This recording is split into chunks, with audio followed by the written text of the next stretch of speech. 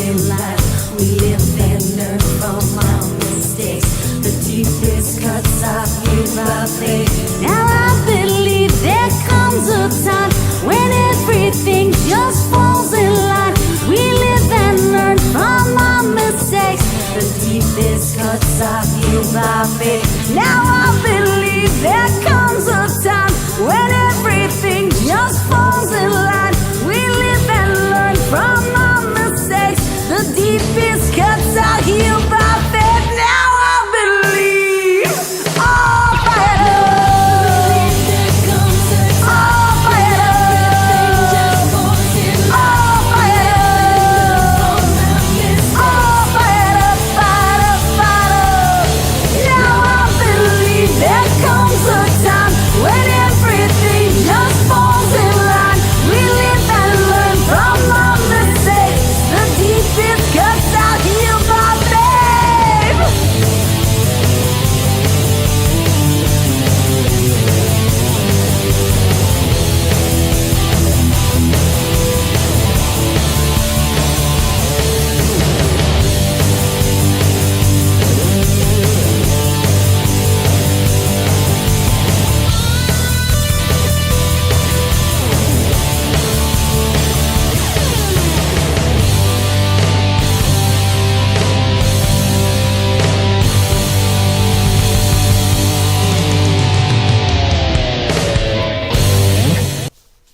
Hi, welcome to ReneMarie Stroke of Luck. I'm ReneMarie, and we have a very heartwarming show today. When it has to do with children, it touches another chord in people's lives. And Susan, who is our guest today, is really taking the, I don't want to say loss because we never lose. Our hearts are with our children. The passing of her son and really helping to save other lives. And it really is an important show, and I hope you share this and you tune in because, like I said, when it has to do with children, we all, you know, when you have illnesses in your family, in your life, it really touches us, and you know, it's a struggle, but I can't even imagine losing my children and my grandson, and you know, for anybody. So this is a really special show. So we're gonna invite Susan onto the show in a few minutes, but we first want to always talk about June is Aphasia Awareness Month, and aphasia is I love music. That's okay. So for those of you just joining us, and I always want to make it known that aphasia is the communication difficulties. It's the illness, the result of a brain injury or stroke. When you can't communicate, you lisp. And in my world, I couldn't even think when I suffered my major stroke 30 years ago, which I cannot believe it's 30 years ago. And it is a blessing to be sitting here, being able to talk to you, and for you to understand what I'm saying. But put yourself in a patient that suffered a brain injury or stroke, and they're trying to share with you something, and they think they're sharing with you the proper words, but it's not coming out like it should, and it's very frustrating. And I explain it in my keynote speaking, knowledge is power. It's almost like, you know, you drop a glass and everything's shattered all over the place, and you have to begin to pick those pieces up. But how do you pick those pieces up if you don't understand that what you need to do? There's really a bridge that needs to be gapped between understanding that you need to do this and really beginning to do it. And in our world, it really has to do with surrounding yourself with the love, the unconditional love, and really trusting again. Because when you suffer a stroke, and I can only speak about strokes because I experienced it, you lose, there's a fear factor that engulfs your life. And with fear comes not trusting. So how do you trust the people around you if you have this fear of the unknown and what has happened to you? And it really is very, very challenging.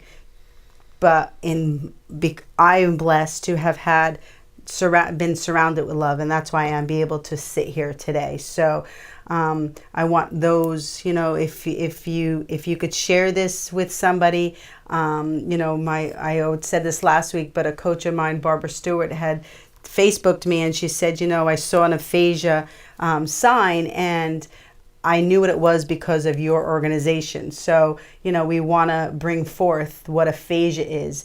And if someone is not able to communicate with you properly, don't be quick to judge them, because you never know what has happened in somebody's life unless you talk to them and unless you do your research. So, and I shared this last week as well. A young boy came to my house. He was installing my cable, and he went to the hospital. He was a 20-some-year-old young boy, and they thought he was drugs or alcohol, and that was because he was lisping and he couldn't speak. And the truth was he was suffering a stroke. And time is of the essence when you're suffering a stroke. So, so don't judge people. Always do your work and call 911 and let them know what's going on. And it could possibly be a stroke. You're not sure, but the signs are there. And let the professionals handle it before you judge them. So. Well said. Yeah. Aphasia is a passion of mine, because with a stroke, it's visible, right? You could see that somebody has suffered something in their lives. But with aphasia, it's in the brain, and you can't see the after effects and what's going on in their lives. I never thought of the patient having a fear of trust, because when my dad had a stroke, I felt that he trusted that I was going to be there and work it out. Mm. And I spent so many hours with him, so I didn't feel that he had a fear. You know what? I may have, but I think I know it's how, it's the feelings, the energy that you're projecting to them. You can't understand, but you can feel what you need in your life, and you can feel that you can trust them, and the fact that it's almost like softball, you have to throw the ball, you have to throw it constantly, and you kept going constantly. So you built up that. And anything love. I heard from the doctors that I didn't agree with, or that I thought was they weren't going to do the right thing, or they were giving up before they started, I actually fired someone because of it. Yeah. And by the way, this is Judy, the co-host. I got speaking because I'm very passionate, but so it really is an important thing, and that's a very good. The doctor actually said, the neurosurgeon actually said to me, he's in serious condition. He's going to die. There's nothing I can do. I said, if you feel there's nothing you can do, then you're fired. Yeah. I got someone who can do something. And that's the flip side. And he actually lived 3 years and 3 months past that time. Right. And that's something that's really key is, even though your family members, we'll talk to Susan about this, because I'm sure that she was an advocate for her son while he was in the hospital, but you need to have, and we always talk about this, right? We always talk about building that circle of supporters around you before you get sick, so that when in our lives, I don't know the statistics, but something is going to happen. Something's going to happen. You don't know what's going to happen, but something is going to happen. And you have to be prepared for the what ifs. And if nothing happens, that's great. But the reality is that something is going to happen in your life. And you need to prepare yourself. So you need to have that network of people, like you were there defending your father. He was so negative. Yeah. And everything he said, he didn't even go over the x-rays or, your father had a massive stroke and he's going to die. Yeah, could you imagine if they said that to my father when I was 26 years old? It would have really been sad, And my sister was the one, and I don't remember. We're gonna have my sister on the show eventually to share the missing piece to my story, because I don't know what happened while I was in the hospital. Right? I don't know the story, and she is very knowledgeable in medicine, and when something happens, she always research and talks up a storm. Yeah, and finds out what is going on, and so it is important to build that network of people around you. So start today. Don't start tomorrow. Don't start next week. You need doctors. You need counselors. You need medical financial support. You have to prepare that network of people around you. You need a church or a synagogue or the Red Cross. You need to build that network. And it doesn't matter if the person is extremely healthy. Oh, which my God. My dad was. And my then God. Just like that, it happened. Look at Keith. Keith, one of our family members, our Stroke of Luck family members, he had gone, remember, he just went to the doctors for his business physical, and he got diagnosed as a perfect health. And a few months later or something, he suffered a major stroke. So rather recent from them. Yeah. So we just wanted to share that. We are going to be, I'm going to be performing at a car show. I'm going to be singing the national anthem with Judy. June 30th. Yes. What's the name of the car show? The Golden Coast Cruisers car show on June 30th. And we're going to have a table there. We're going to have stroke awareness. So please come down. And I believe it's next week that Judy, Ginny, and Nancy are going to be on the show to talk a little bit about that, give you the details. So stay tuned. It's going to be really good. And I believe the rain date is July 21st. So we're really excited about that. And I believe the swim yes, the swim meet. Yes, is coming up as well. So we'll give you more details on that as well. So without further ado, we want to welcome, could you show Susan onto our program? Hi, Susan. Hi. How are you? Hi. Okay. Thank you so much for joining us. Especially, I got to tell you that you could tell when something is a passion of somebody's when there's nothing that stops them from coming. And you just told me that you had back surgery and you were in the hospital for 4 months, and you came in with a walker, and you're here because you're determined to spread the awareness for your son, Jason. So we really want to thank you so much for coming in. Like I said in the promo, it's indescribable. You cannot understand how it feels to. So tell us a little bit about your son, Jason. Before I start, I would just like to say that my sister is a senior speech therapist at NYU Langone. Oh. For many years. Her specialty is aphasia. Oh, we should get her on the show.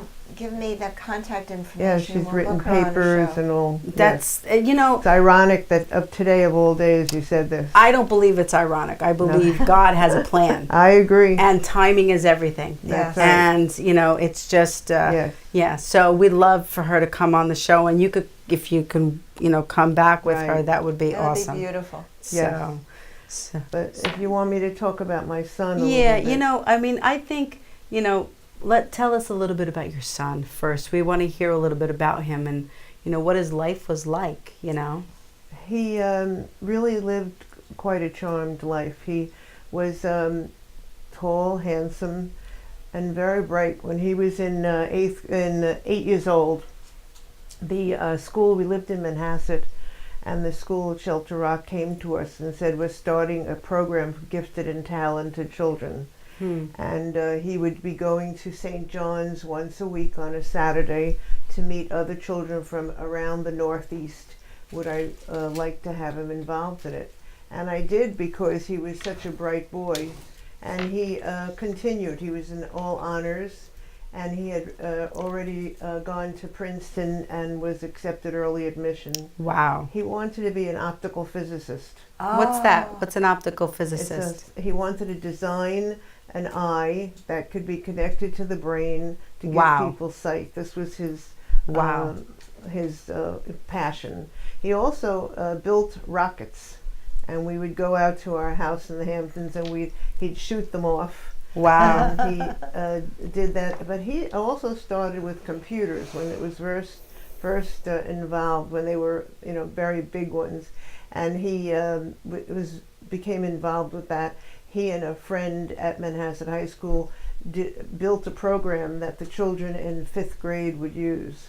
And he was born, you said, in '69, right? Yes, Which August I'm 69. just sharing that because it was like the beginning of computers, right? Correct. It wasn't now where No. computers are just Right. engulf the world. Right. It was the beginning. So he was in that intricate Yes.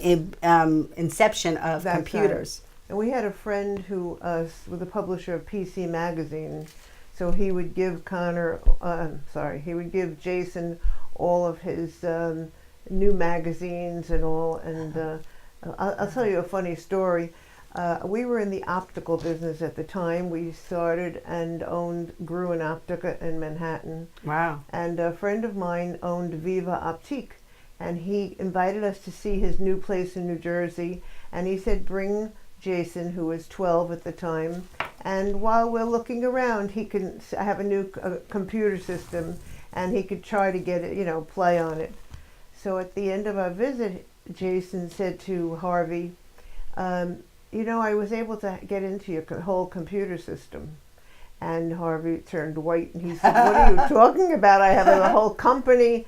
How did you do this? And he knew the family, so he knew one of the words that might be the word that would get him in. He had to redo the whole system, Harvey, because of a 12-year-old. Well, he's probably saved a lot of information, Yes. that could have been stolen, Yes, because absolutely, hacked in and all. Yeah. But that was the beginning of it, and he absolutely loved it. That was his passion, was computers. Wow, so that's why your Brilliant. Jason was interested in the eye, because Yes. you guys were in that family. Yes. Right. We Okay. socialized with ophthalmologists, and he became friendly with some of them. He found it all fascinating. Wow. Yeah. Wow, that's incredible. Right. That's incredible. So that was at 8 years old, 12 years old. Right. 12 years old. So how did he get diagnosed? It was not in advance. I didn't go and sit in the hospital while he was sick. He was asymptomatic. He was 5'10", rosy-cheeked. When he was very young, the doctor told us that he had a little murmur.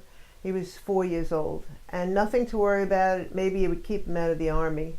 He didn't say have him go tested more. And his my best friend's my best friend's husband was the pediatrician, so he went to the doctors on a regular basis. But they just listened to the heart with a stethoscope, and he was walking into a school one day, into his first period class at Manhasset High School, and he said good morning to his friends and dropped dead in front of them.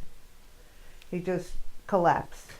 And they called me. I was on the phone with my mother talking to her, and they interrupted my phone call, and they said, your son was taken to North Shore. He has shortness of breath. They didn't want to tell me anything else. Oh God, could you imagine? Yeah. So I got to the hospital, but as soon as I got to the emergency room, I heard people saying, there's the mother, there's the mother. So they escorted me into a private room, and they had been working on him with his chest opened and everything. And everything happened very fast. My rabbi, who I'm very close with, Bob Whittam, came over, and my friends. My mother was on the phone, so she knew something was wrong. She called the school. It sort of all escalated, and I said to my best friend who came, I said to her, if the doctors and nurses come in the room together, I'll know he's gone. Oh my God. So as soon as they all walked in, I knew he was gone. Yeah. Answer this only if you feel comfortable in answering it. I just want people to understand, how did it feel, like that first did you not even hear what they said afterwards? Like I mean, I don't even want to put myself in that place, because there's nothing worse. There's nothing worse than losing a child. It's interesting how you remember certain things. My rabbi came in, and I'll always remember he smelled like a mothball, because it was April. He must have just still had a winter coat on. My girlfriend came in, Heidi Greenstein, and I said to her, I think my life is going to change. I didn't have confidence that my life will be the same after that. And she said, oh no, but it did change drastically. How could it not change? Right. How could it not change? Well, it could. His dad, we were in business together. We owned 3 homes together. We had a very good relationship together. After 7 weeks, he came to me and said, I'm leaving now. You remind me of Jason every time I look at you, and I have to leave. That's so sad. So That's so sad, because yeah. you need people in your That's lives. You need them Devastating. to... Devastating. Right. Who you're Devastating. mourning with, you Yeah. know, it's just very difficult. But I was very fortunate in the fact that I had a very close group of friends and family, and I let them take care of me. That's all you can do. And I'll tell you, do you mind if I tell you something? No. While we were sitting shiver, and I mean there were hundreds of people coming, and there were 900 people at his funeral, and the schools of Manhasset were all closed for 3 days. They had psychologists for the children, because he was very popular in the school, and it happened in the school.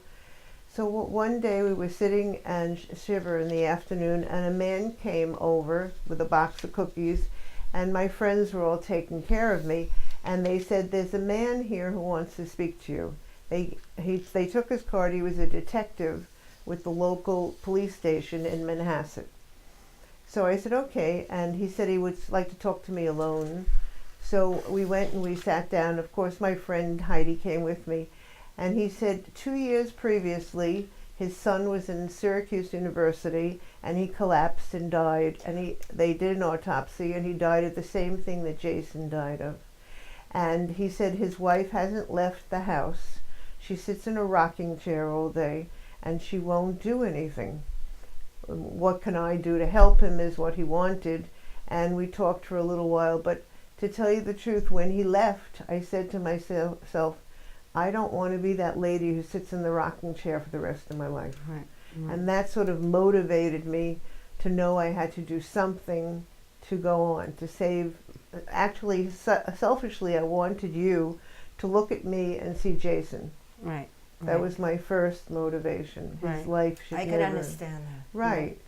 Right. But we have our memory, and I wanted his memory to be worth and His legacy. You wanted his legacy. You wanted to help his legacy. Correct. You know, Right. the same thing when who's the gentleman that just died of a stroke?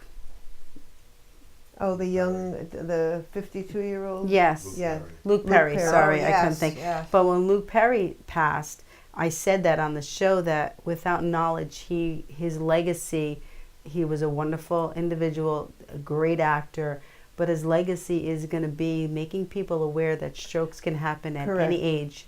You don't Very have to big- be the right. grandparent. You don't Right. have to be the grandparent. Right. And I want to, and I did a spotlight segment before the show that week, because I always like to take that moment.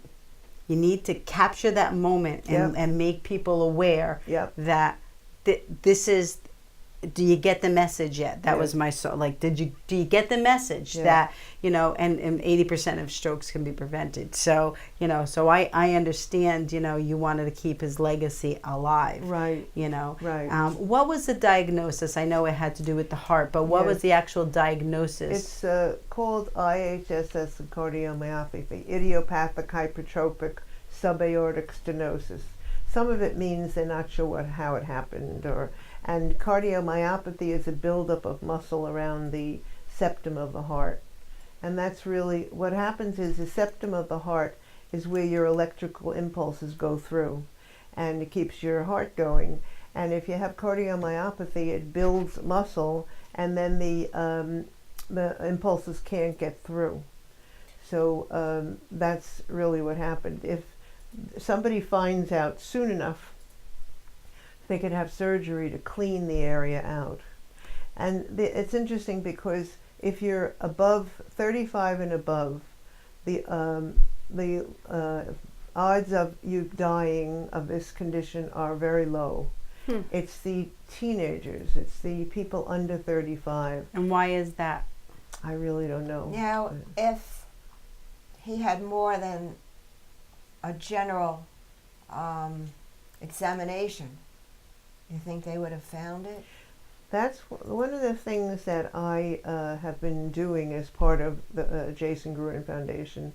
Is 10 years ago, I started with the help of Dr. Fred Bierman, who was chief of pediatric cardiology at Schneider's at the time.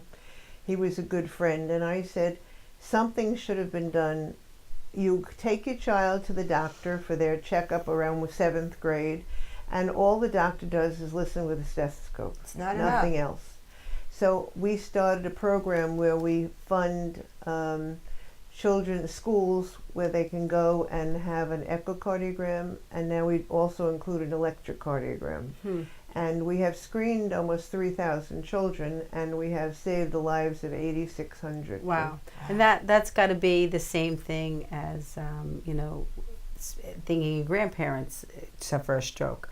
You know, the same thing with this condition of the heart. You know, they probably never were aware that it happened to young people. Right. You know, they were kind of like that age limit, like above 35. Yeah, they weren't going to die from it because... I have to admit I felt that way too until it happened to my dad. Yeah. Right. But I was going to say that line, like they're 35 years old, they probably were testing for that.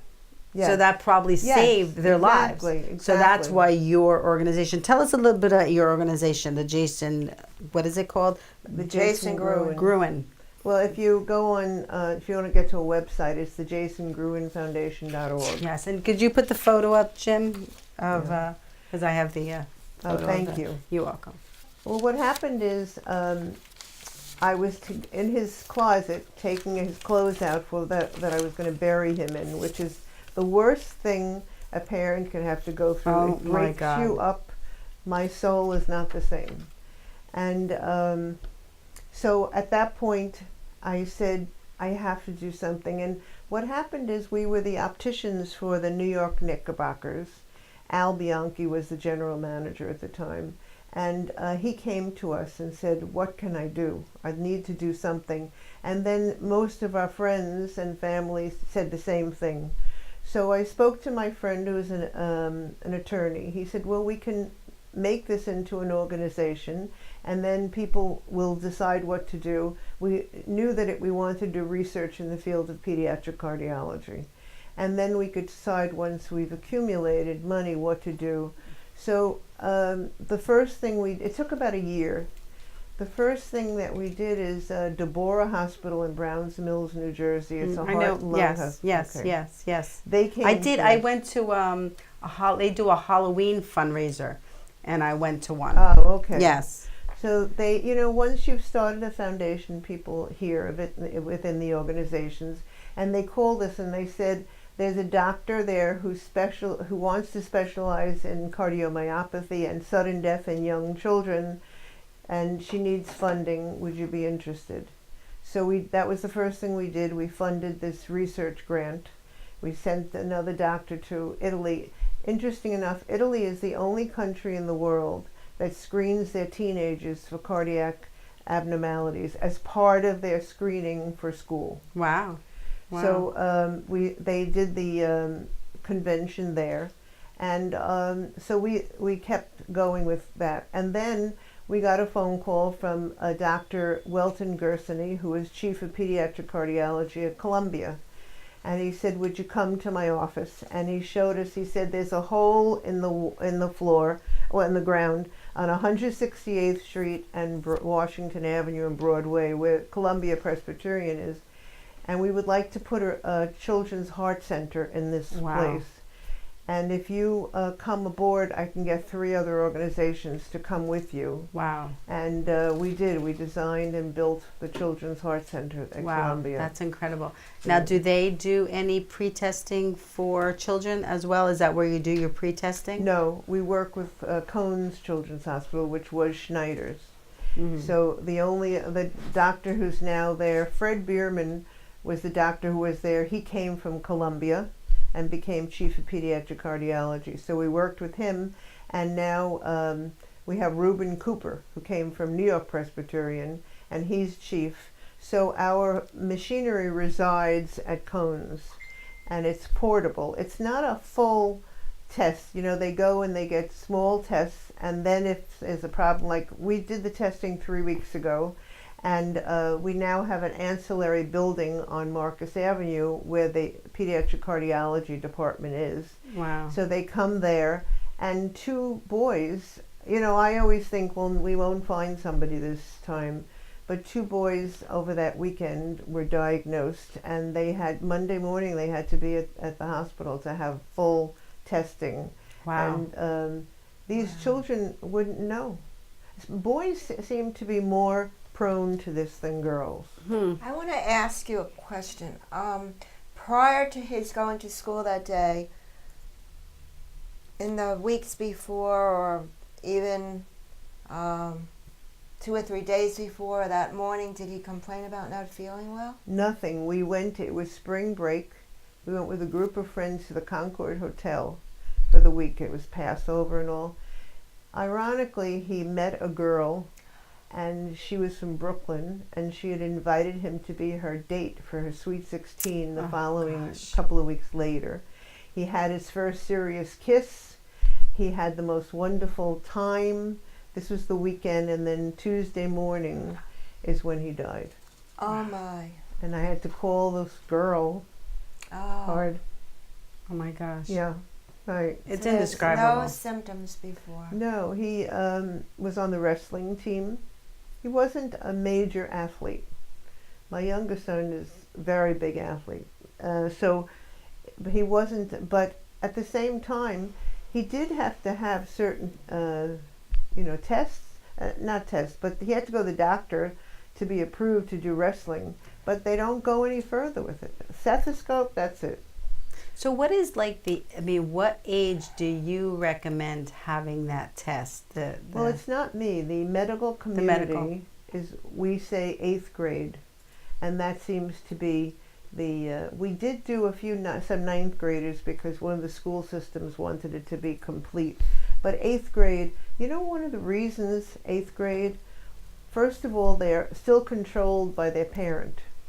So they can't, once you get to 9th or 10th grade, they'll say to their parents, nah, I'm not going to go. Right. But in 8th grade, you're still listening. Yes. they're still Probably if you listening. make it like a requirement to get into school. You know what I'm saying? Like, this is one We of the can't. tests. Right. I know, but I'm Yes, just it's- saying, like, for the children's sake, if this is one of the tests, it's like you have to go to the doctors. You have to have that, you know, Right. because even when you play sports, you got to have a form signed by your doctor. So they'll do anything, for that. Knowing that, Susan, I would have my child going back, I would have my child tested real early for that.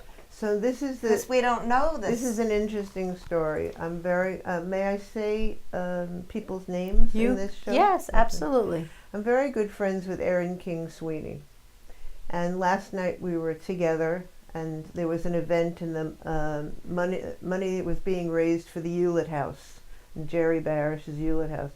So I was with her, and her son was there. Of course, her father, the whole family was there.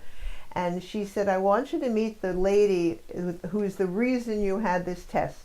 Wow. 2 years ago, she said to me, I can't stand that they won't do the test. I'm going to the hospital, and I'm saying to the doctor, I want it, I'll pay for it.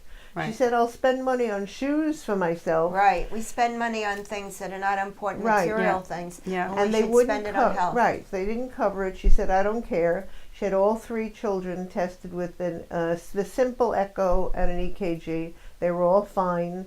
So she said to her son, remember when you were complaining and you didn't want to go for this medical test? this is the lady who made me go take you. So first of all, it would be wonderful if more people, more parents would insist on this.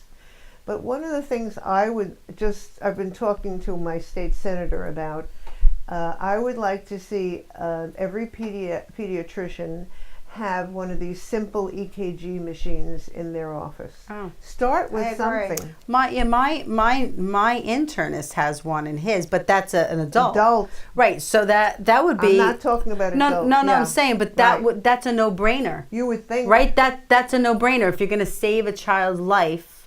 Well, they you know, feel, so the pushback we have is liability, quote unquote. I don't understand. why is it liability Because when it comes? what if the doctor doesn't read it right?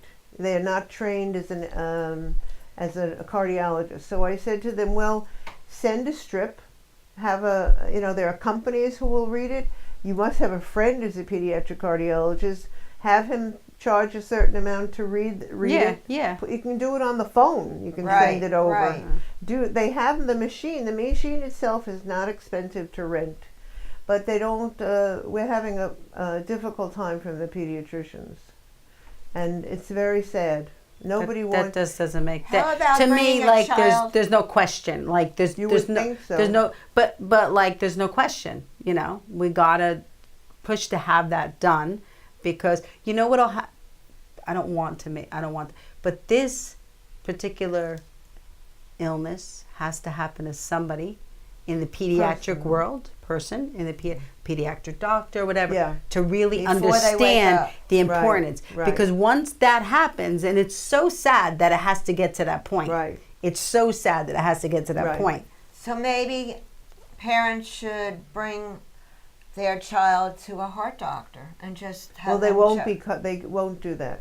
First of all, a pediatric cardiologist is not going to take an appointment for a child who has no symptoms. So that's the problem. You have to start with the pediatrician, the family pediatrician themselves, and they have to say, order it or do it themselves. Or- Can you say to maybe- the pediatrician, can you say, this is what I want done? Yes, but then the parent has to pay for it. All right. You know what we have is if I test you, we test through the schools, I made this a part of my contract. They don't have to go to cones if they don't want to, but if they do go and they don't have any coverage, they won't be turned away.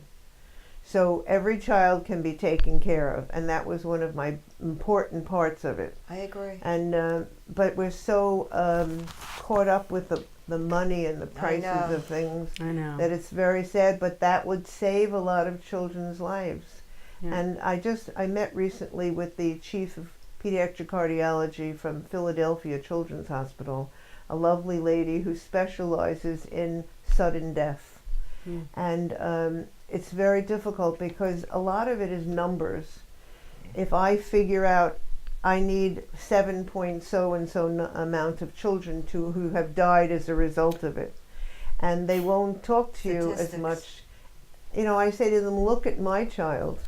My son would have contributed so much to this world. So if you're saving one child's life, but we saved 86 of them, how can you put a price on that? And it goes further than that. I went to the bagel store, the local bagel store, and the lady behind the counter said, I'd like to speak to you for a minute.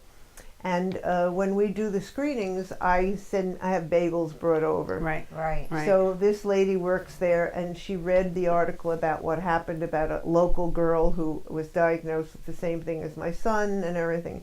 She said her brother, who was 30, wasn't feeling well. He took the article with him to the doctor, and he had a testing, and he didn't have what Jason had, but he did have a heart problem, and it showed him what's wrong, and they're treating him, and the whole family then they were able to get tested. The whole family had to go for an echocardiogram, and they found one other niece who had a problem.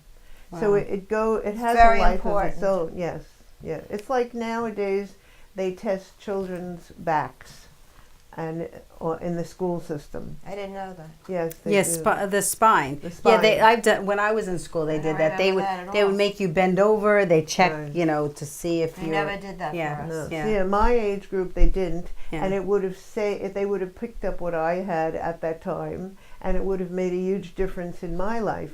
So you think that you're not touching people, but that one person, it's very important.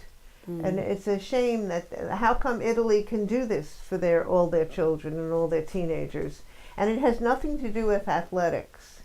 One of the parts of the contract was that the schools wanted to say having only athletes, and I fought for this, and I had them change the wordage to say considering athletics, because I didn't want a parent to say my child's not in athletics and I'd Yeah. like to be tested. That's discrimination. I think. I think so. I think too. it's discrimination because because you're not an athlete you can't have this Right. test. Well, but it's a political world in the hospital situation. I know, You I know. know that. I know. And it's gotten worse with the bigger the hospitals are, the more politics you have. Yeah, it's And sad. money. It's all the bottom line as far as money and I what know. they're going to get out of it. I know. And they're putting a figure on what our children's life is worth, Right. which is a terrible thing. So the parents have to be an advocate. Yes. Well, that's They what we were have talking to- about before. Is Yes. you need to have those advocates Yes. fighting for you. Yes. You fight. When Yeah. it comes to our children, Yes. there's nothing. No. There's nothing that Right. will stop us.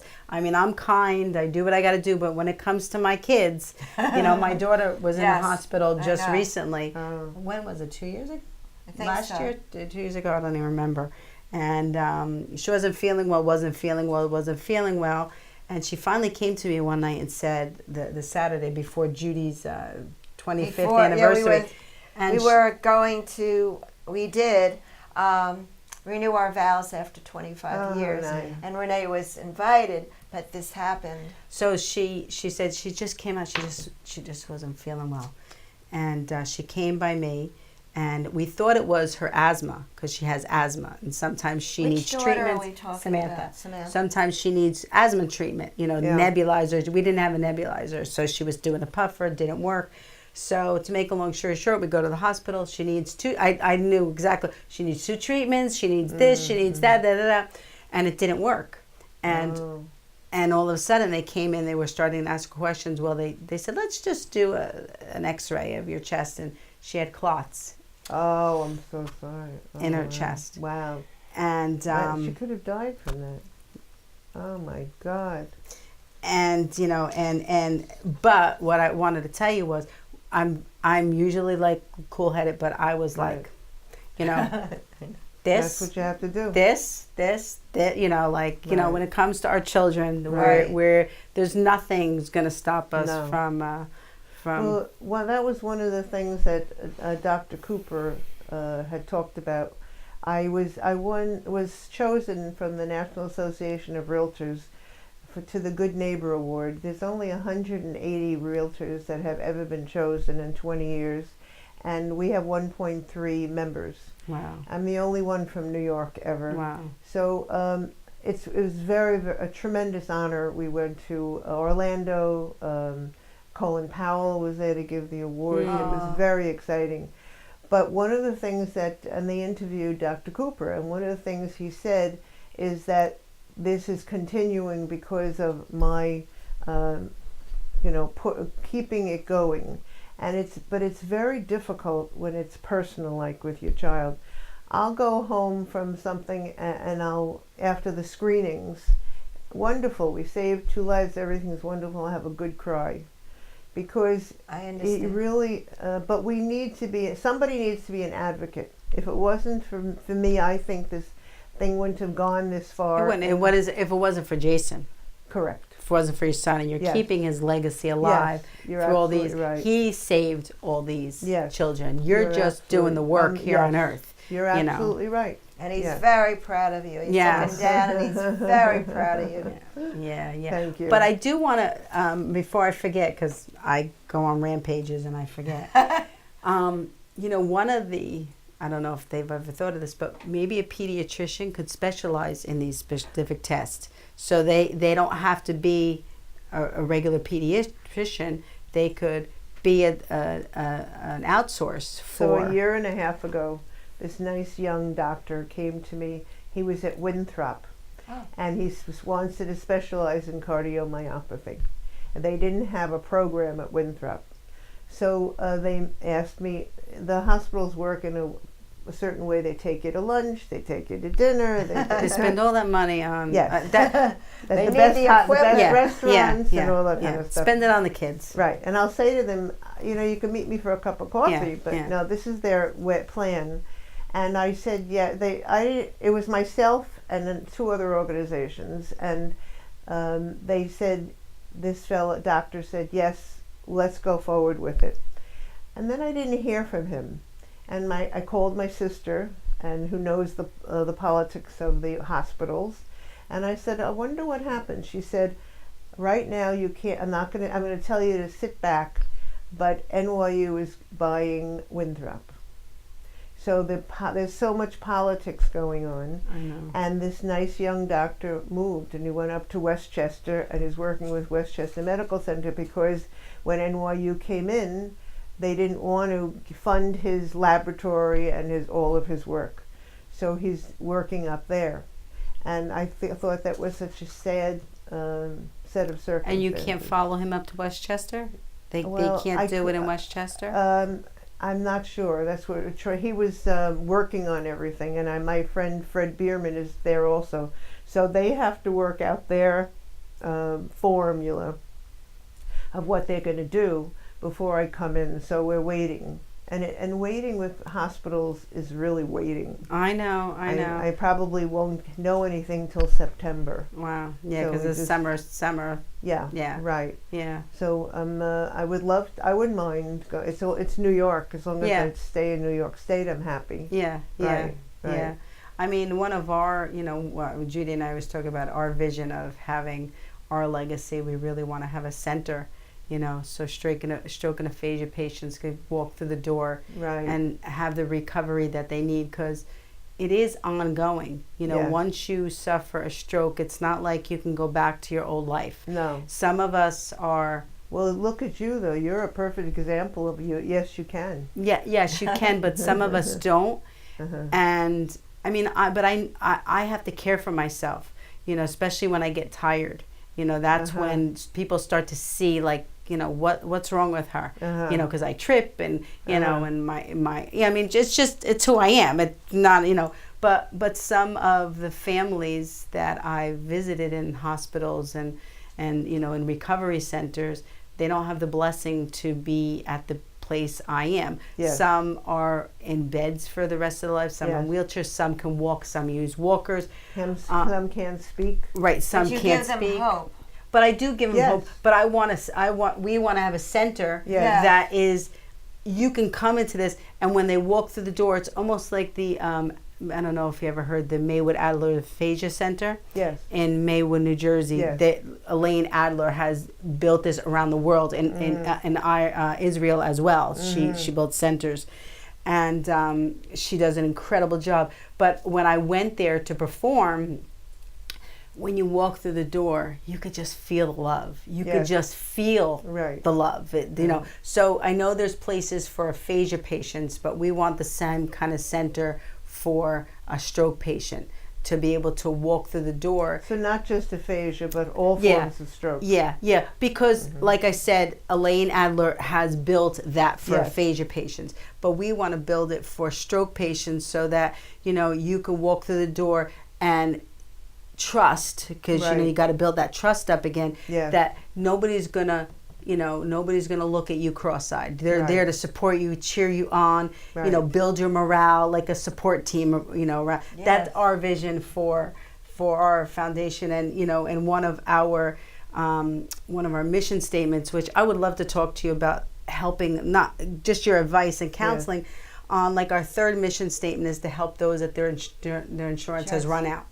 So with this center, we hope that people can come in and get the recovery that they need for, for an ongoing and have in a place where people will stay, or just daily? no treatment? daily, That's just what Jerry Barish does with Hewlett House with breast cancer. Yes. All forms of cancer. yeah. And that's why she's so involved with the Hewlett House, because it's exactly what you're talking about. Yeah, because it's ongoing. It is. Once, like, we always tell people, like, you're a part of our family. You're a part of our Stroke of Luck family. Like, once you meet somebody and you're in that world together, you're a family. You're whatever we could do to help you to get the message out. That's what we should do together. Right. It's not like I know even hospitals compete against each other. You know, and it's not about competing. Right. It's about coming together for the best of the people in the world, and to help them succeed. Right. And it just saddens me, but in my world, when people are all mutzing around here, I go around them, and I'm figuring out, like, how can I get? That's what we are. Right. You can't get rid of us so fast. Yeah, no. I feel that way too. We're all like that. Yes. Well, that's why we get things done, because it's a personality. And when somebody says, Susan, that can't be done. Watch out. Right, exactly. Because I'm going to make it happen. Right. Well, that's what we need in this And you're world. going to make it happen. Yeah. And you're going to make it happen. Right. It's really important. It inspires us to go even further. Yeah. Absolutely. Yeah. Well, because, we've all experienced something that, is life-changing. Yes. And, I know you don't know my story, but, when I suffered my stroke, I had an out-of-body experience. And I promised God that whatever He wanted me to do, I would do it. Just put me back down in my body. I want to live. My daughter was 6 months old, and I had a purpose. I had a purpose here in life. And He knew that. Like, he wanted me. That's why He chose me, because He knew that I'm determined. I'm focused. Like, what do you want me to do? I'll do it. So, but it's I'm hard. a big believer in Him. I also, when I had one of my back surgeries, had an out-of-body experience. Oh, really? Absolutely. And I felt it was cool. I was floating in blue skies. Oh, wow. No pain for those few minutes. But then I saw my husband crying, and I thought of my son, and I said, I don't want somebody else to bring my child up. So you go back. But there is a place up there. And I hadn't met God yet, but I was in that floating spot. And nobody can tell me it was drugs or anything. It happened. No. I just want to mention that on the way to the studio, I was listening to Joel Osteen. Oh. And today he was talking about, when you talk to God, don't ask God for small things. Mm-hmm. Think big. Tell Him the big picture, what you really need. That's why I talk about the And legacy. God will answer you. Mm-hmm. And he said, these small little things. He said, Don't ask for a God's car. too busy for the small little things. Ask for something big, and it'll happen. Yeah, I was, I'm trying to put together my Here I Am, Lord concert. And, when I was driving in, I was listening to Tamara. Her name is, and she sings God Will Provide. Did you ever hear that song? Yeah. God provides. Right. And why do I worry about my life? It's a good song. Yeah. It's a good song. And where were you treated when you first? In Valley Hospital in Ridgewood. In Valley, by Dr. Littmeyer, who is just an incredible. Did they have the shot injection where they gave it? Not, it might have been 30 years ago. Oh. Mm-hmm. So it was before, when I vividly remember laying in the bed, and strokes have just become a little bit more the mainstream awareness. Mm-hmm. Like, I do see it on TV once in a while and stuff. Mm-hmm. It's still not as vibrant as I would like it to be, as we want it to be. That's why we do the show, as awareness, but so it wasn't, they had no idea I suffered a stroke. Did you have symptoms? I probably did. Mm-hmm. I had a headache. And now that I remember, but nobody knew that a major headache, but that's why we're going to have my sister on the show one day to tell us all the pieces, to fill in the blanks. Right. And the truth is, it's just like when when you get involved with something, this is about my journey for me to kind of like, you know, Right. pull in the pieces and stuff like that. And as much as I'm bringing awareness to the world, I'm really learning a little bit more about myself and, you know, and evolving myself. So I really need to fill in the blanks because I'm working on my second book called Extra Innings. And because I was a softball player and my stroke happened on the softball field. Oh. And 13 years prior, which is in my first book, ReneMarie, Stroke of Luck, which is where we got the name to this show, I was hit in the head with a bat when I was stealing home. Girl bunted the ball, and I was running from third base to home, and I got hit in the head with a bat. That was the first time God was trying to get my attention, but I didn't hear him because I was too like clogged up and stuff. So 13 years prior, that's when I was risen up, and I said, okay, whatever you want me to do, just put me back down on my body. You know, so it was pretty interesting. I know I saw you looking at the clock, Jim, right? 10 o'clock? We've been talking for 45 minutes. I thought it would be, it's funny, it just whizzed by. It is, because you're speaking about something that's very personal to you. We're so honored, grateful to you. Thank you. I for appreciate it very much. coming and joining us, and really, you know, I had a grandson now. He's going to be 2 this year, you know, and I'm going to go back to my daughter and tell her, you know, that when he becomes in, you know, 8th grade, that he I needs would do it sooner than 8th grade if I Well, was you. there are reasons why they don't want to do it too soon. There are some children who you pick up when they're 9 or 10. But the doctors are well aware of things when the children are very little. They do go to the doctors enough. It's more important in that in between when they're developing and changing. I see. Yeah, that's why they choose the 7th to 8th grade, or 7th, 8th 11th to 13-year-old, something like that. That's when you have to be aware, unless the child is symptomatic. Otherwise, you wait. I mean, I've gotten phone calls from parents in the middle of the night or early in the morning. My child collapsed on the ball field, and sometimes it's just anxiety, but they can't get into the doctor, so I will call. I have access to the doctors. I'll call them and say this is a friend, and they'll take them right in. That's really And nice. sometimes it is something, and sometimes it's just they're growing up or anxiety or whatever. But you can't ignore anything, whatever the symptom is. Right. Wow. I think that children sometimes are just afraid to tell their parents if they have anything. Or they're so active and busy that they're not paying attention to No, it. Like they're right. just like engaged in other Well, things. this one girl that we diagnosed, she was on the way to her dance recital. She was a big dancer, and she had to go right to the hospital. Wow. And she ended up having the same diagnosis as Jason. She's in college now, and I keep in touch with her. But her life was saved, but it had to be totally changed as a result of it. Yeah. Wow. Well, you know what? When you come back with, what was the person from My the? sister is your Edna Schneider. Yes, your sister. Right. When you come back with her, maybe we'll talk a little bit about how your life does change Yes. and what you need to do Yes. about it. So Yes. we'd love to have you back. You're And part she of our family speaks now. perfectly because she's Okay. a speech therapist. It's good. It's good. Well, we want to thank you once again for your time and for, you know, coming, because we knew that it was difficult Thank you. for you, but Yes. you know. So and Jason's a gift. Yes, Yes. and we also want to thank Jane Rubenstein for Yes. Yes. bringing you to our attention.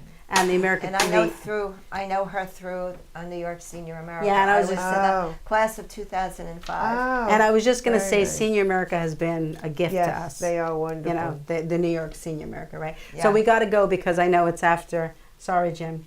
It was too important what she was saying. I didn't want to cut Sorry. her off. So let's blow our kisses. Blow our kisses. Ready? 1, 2, 3. Bye, everybody. See you Bye. next week.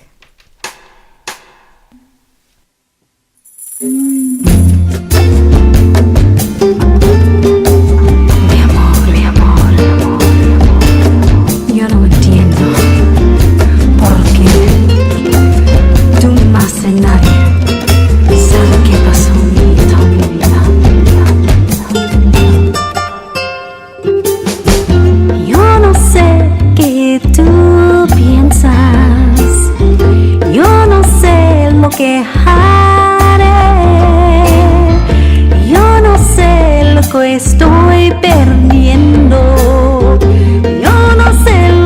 a pasar.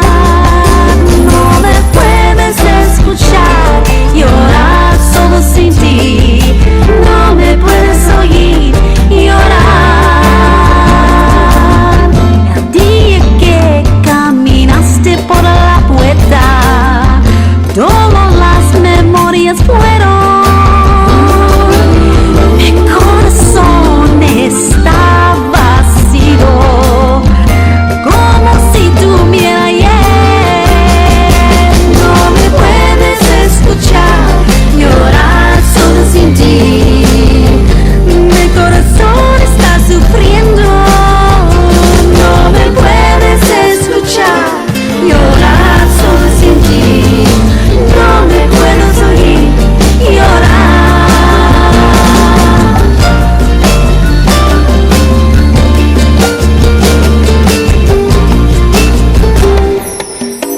Usted está en mi sueño por la noche. Por favor, no peleemos. Y es tan difícil para mí y para ti. Yo, ¿qué puedo hacer? No me puedes escuchar llorar solo sin ti. Mi corazón está sufriendo. No me puedes escuchar llorar solo sin ti. No me puedes oír llorar. No me puedes escuchar llorar solo sin ti. Mi corazón está sufriendo. No me puedes escuchar llorar solo sin ti. No me puedes oír, no me puedes escuchar.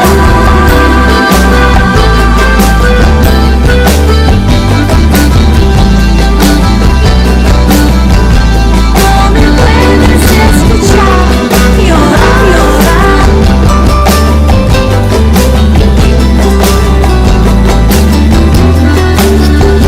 No me puedes escuchar llorar solo sin ti. Mi corazón está sufriendo. No me puedes escuchar llorar solo sin ti. No me puedes oír llorar.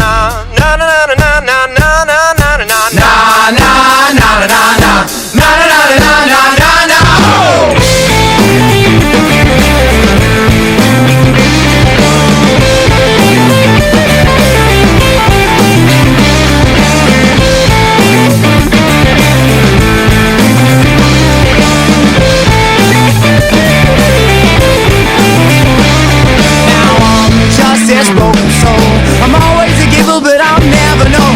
And I'm just this lonely man, alone on the river with my heart in my hand. The conversation, they're all dead. The lines cut off inside my head.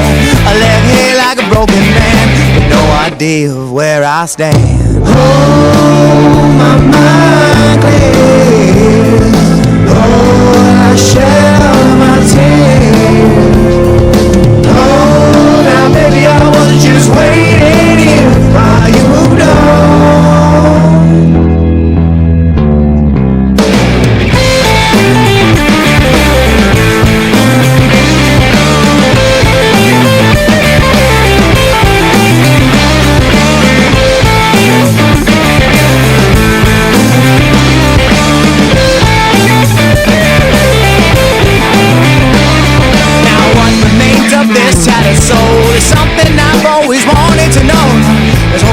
Security, this newfound freedom you kept from me. The sound of all your loaded guns, this outbreak war has just begun. The sound of all your loaded guns, this broken man has already won. Oh, my mind clear.